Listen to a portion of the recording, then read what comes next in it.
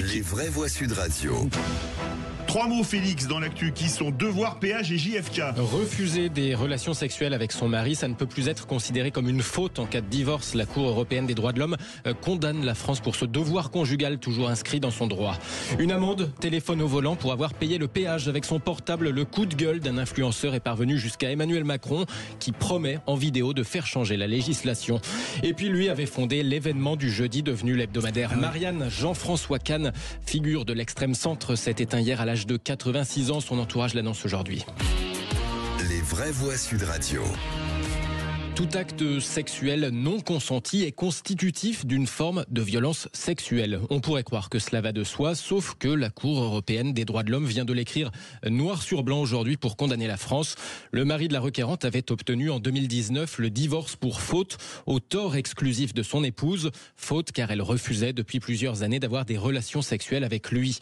Un manquement au devoir conjugal tiré du Code civil et consacré par la jurisprudence française.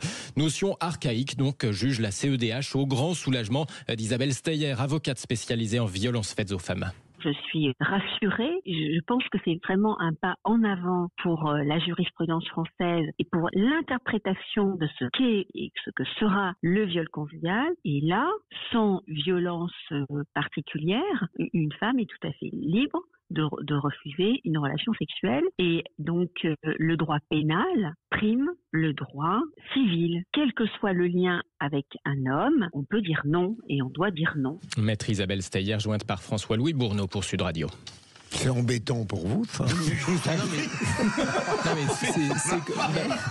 faut quand même saluer ce progrès très net, quand même, parce que moi, effectivement, c'est un point. Il me semble qu'il y a des affaires dans le droit où, en effet, est-ce qu'on peut porter plainte pour l'inverse ? Oui. Si une femme, un mari ne peut avoir de rapport avec sa femme. Je pense que dans les deux cas, en tout cas, ça devrait s'appliquer. Mais en tout cas, le devoir conjugal, effectivement, c'est quand même. Il faudrait le dire à ce moment-là aussi. Ouais, mais c'est une idée qui est effectivement un peu moyenâgeuse, qui devient totalement saugrenue dans le monde actuel. C'est la seule affaire de viol conjugal aux assises. C'est une femme qui le mari avait violé sa femme qui ne voulait pas avoir de rapport et pour la première fois c'est passé aux assises. Moi j'ai une réponse très simple, homme ou femme il se barre et puis c'est tout. Ouais. Il se barre. Tu divorces.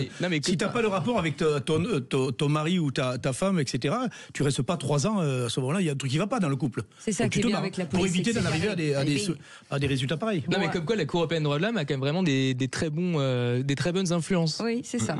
Je trouve. Allez, oui, vous avez raison. En plus, deuxième mot, péage. Emmanuel Macron promet sur TikTok de faire évoluer le code de la route. Oui, pour permettre de payer le péage donc avec son portable, une sorte d'exception à la notion de téléphone au volant, même si le moteur est toujours allumé. Ça n'allait pas de soi, figurez-vous, comme l'a appris à ses dépens ce TikToker qui a publié une vidéo devenue virale il y a une dizaine de jours. Je viens de me manger 90 € d'amende et 3 points sur le permis parce que j'ai payé avec mon téléphone en Apple Pay au péage. Il y a 0 vanne. J'ai payé le péage. Mais quand je vous dis instantanément, c'est instantanément moto gyrophare. Et là, il me dit amende 90 €, 3 points sur le permis, vous voulez régler maintenant ? Quoi ? Et pourquoi ? Usage du téléphone au volant. J'étais à l'arrêt. J'ai payé Apple Pay. Qu'est-ce que tu me racontes ? C'est tout. Il m'a dit, monsieur, faudrait s'enseigner parce que dans la loi, c'est comme ça. T'as pas le droit de payer avec ton téléphone en Apple Pay. Parce que c'est usage du téléphone au volant, même si t'es à l'arrêt. Même si c'est pour payer.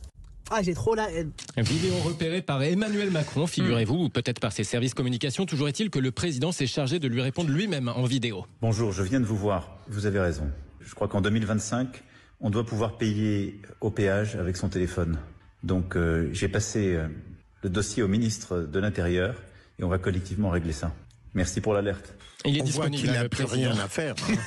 Non, mais c'est pathétique d'ailleurs. Mais alors moi j'ai juste une réflexion sur ce sujet-là. Autant je défends la police, mais c'est un manque total de discernement de la part des motards qui ont fait ça.